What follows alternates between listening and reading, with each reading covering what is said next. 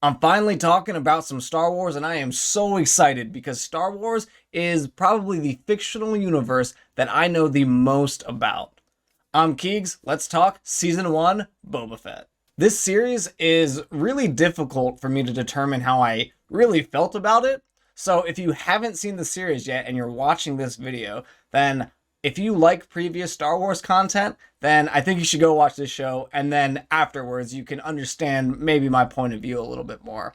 But you just got to know that Boba Fett in this show, in my opinion, is not what I was expecting Boba Fett to be after all this time coming out of the Sarlacc pit. If you're expecting him to come back, kick ass, take names, and go after all those that throw him in the Sarlacc pit, then this is not probably going to live up to your expectations. So just keep that in mind, but definitely go watch it because there are some just absolutely fantastic parts of this series.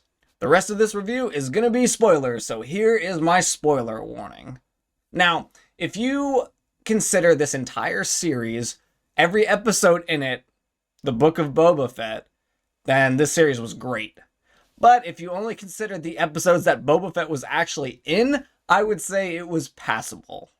Episode 5 and 6 were completely dedicated to the Mandalorian and his quest for Grogu, and even in episode 7, I felt that Boba Fett's storyline and all of the stuff that he was working towards kind of took a backseat to the Mandalorian.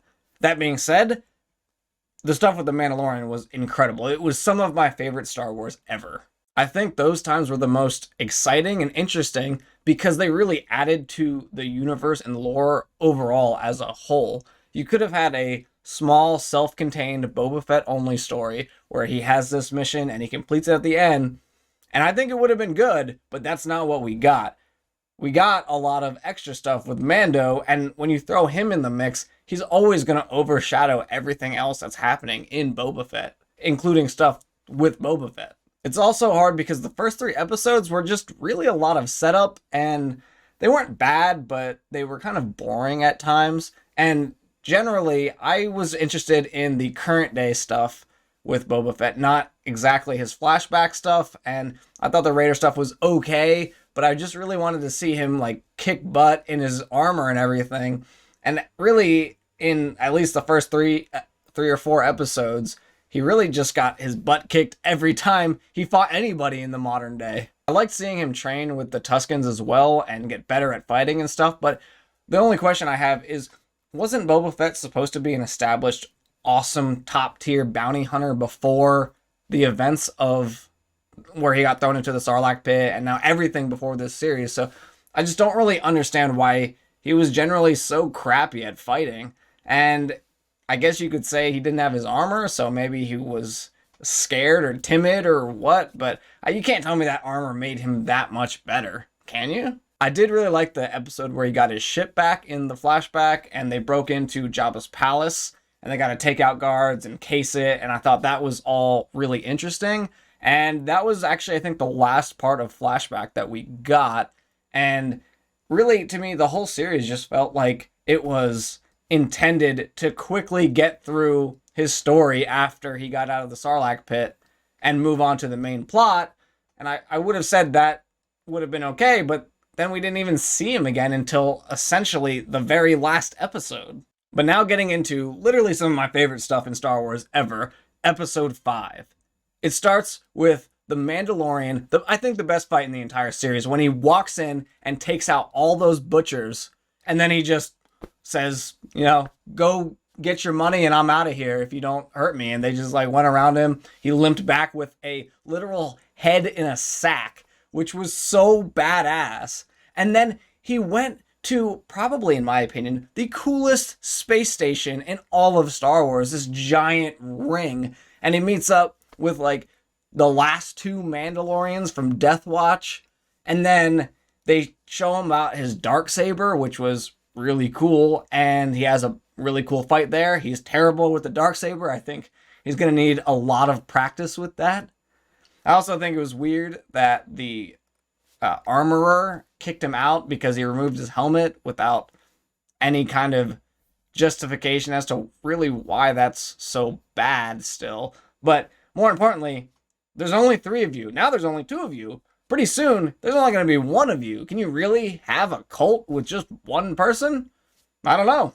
But I think for Mandalorian Season 3, it's going to clearly be his mission to go redeem himself on Mandalore, going down into the caves that were supposedly destroyed. And I've always kind of wondered, I know the Empire took out all the Mandalorians on Mandalore, but is anybody living there still? Did someone go back and set up shop after the Empire died or what? I mean, where's Bo-Katan at? I'm sure Sabine's still kicking it somewhere, so where's she sleeping these days?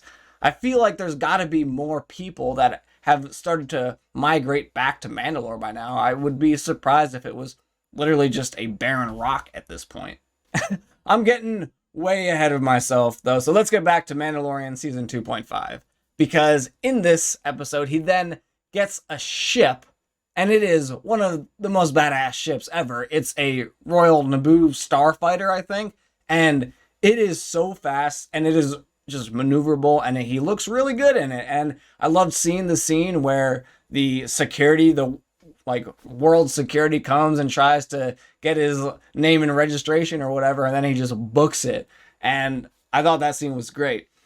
I do wonder, though, that he's a bounty hunter. How is he going to take back bounties in that tiny little ship? He's going to need some kind of cruiser, right? That he can store other passengers, I would think.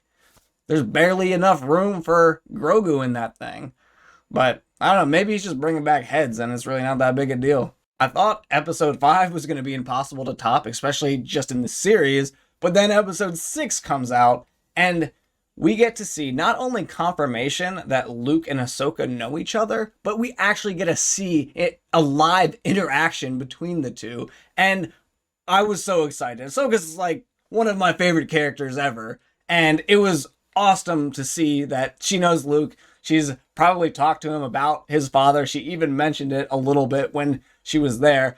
I could have watched an entire series just on those two on that island talking to each other. And I would have loved it. Grogu's getting pretty good with the Force, hopping around on rocks and stuff and jumping around and doing all sorts of flips and things, which is fun. I was a little salty that Luke made him choose at the end whether he wants to be trained or whether he wants to go back to the Mandalorian. I mean, literally those dumb kind of rules are the exact reason the Republic fell and your dad murdered a bunch of younglings. Like, I think we can move past that from now. And I guess the sequels kind of show that Luke never really did move past that, and that's why his order fell as well for kind of similar reasons. But I think he should have done something where Yoda did with him, where he was like, okay, you can go out, like, don't go away, but, you know, he comes back later and gets trained a little bit more. I think you have to give Grogu that time to figure it out for himself.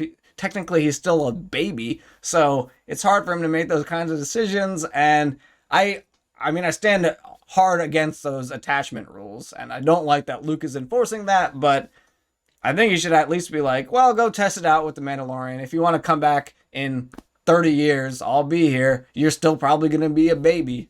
I can still probably teach you at that point. All right, we got to talk about Cad Bane and how much more wildly creepy this dude was in live action than he was in animation.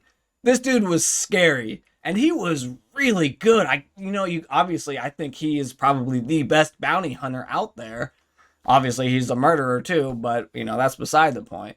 And I was sad that he shot the sheriff, but I'm pretty sure that was the sheriff at the end in the back to tank, so I'm pretty sure the sheriff is coming back with some crazy mods and stuff. So I think that'll be interesting. As far as I know, he's not a existing character, but someone can correct me on that if I'm wrong. So I think he's a new character to the Mandalorian. So someone correct me if I'm wrong, or if not, we will see in Mandalorian Season 3 if he comes back with some awesome mechanical arm or something. Also, going back to Cad Bane, though, I was really surprised to see him die at the end. I thought for sure he was going to get away somehow, but nope, he got stabbed right through the heart, so I'm pretty sure he's dead now. The final episode I thought was pretty solid, and probably my favorite part was when the Twi'lek went out there and tried to negotiate for Boba, but then he didn't realize what Boba had written in there, which everybody saw coming. That was not going to be a surrender letter. So that was funny. And then I thought he was going to get shot by the Pikes there, but he got saved, and I guess he's still in it. And he's kind of a humorous character, so it's fun to have him around, I think.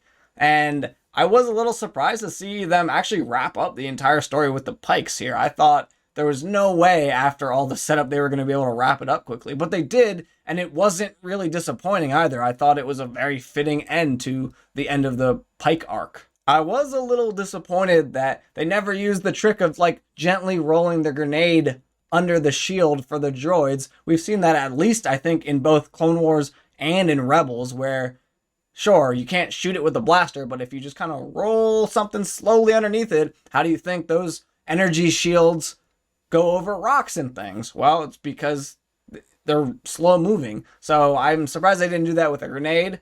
And I didn't really recognize those droids. I think they were a new style of droid. So maybe the great grenade wouldn't have even done anything, but I feel like they should have known that tactic. At least more than knowing that shooting an energy shield with your energy weapons wasn't going to do much. I think a lot of people will agree with me on this. The biker gang was the worst part of the Boba Fett series.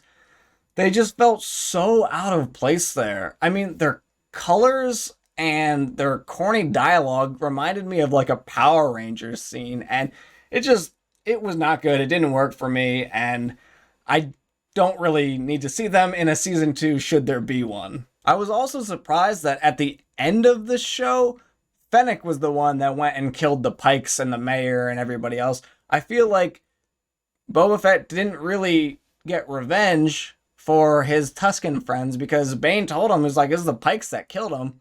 And sure, you killed Bane, but you would have thought that he would have wanted to go after the actual Pikes that killed his friends. So I didn't really understand. I mean, maybe he hired Fennec to go do that, but it looked like she was creeping away in the background to make it seem like she was doing this on her own. So I feel like he should have done it. If he ordered it, I think that's okay too, but I definitely think that he should feel a little more angered towards them at that point. It was also a little disappointing that we didn't get any character development for Fennec. I mean, zero. We got no backstories, no tales, her thoughts, her feelings, other than like, oh, I think this is a bad idea, we're going to get shot. That was about the only feelings we got out of Fennec ever. So I would have liked to see a little more character development there. I also thought that Boba Fett's reason for not wanting to be a bounty hunter now was a little bit thin. Like, it just felt like an excuse that they made up last minute to explain why he wasn't a bounty hunter. It didn't feel like a genuine reason for him not wanting to be a bounty hunter, at least to me. All of that being said, I did really enjoy this series. It just had very little to nothing to do with Boba Fett. It had pretty much everything to do with Mando, and now I'm really excited for Mandalorian Season 3, and I can't wait. I think that's coming out at the end of the year, I want to say, so I'm definitely really excited for that. But let me know, am I just being nitpicky? Should I have just sat back and relaxed and enjoyed the Boba Fett stuff? Or do you guys kind of feel a similar way about how they handled the Mando arc versus the Boba Fett arc and stuff? But let me know down in the comments. I'm Keegs. I hope you have enjoyed my Season 1 review of Boba Fett.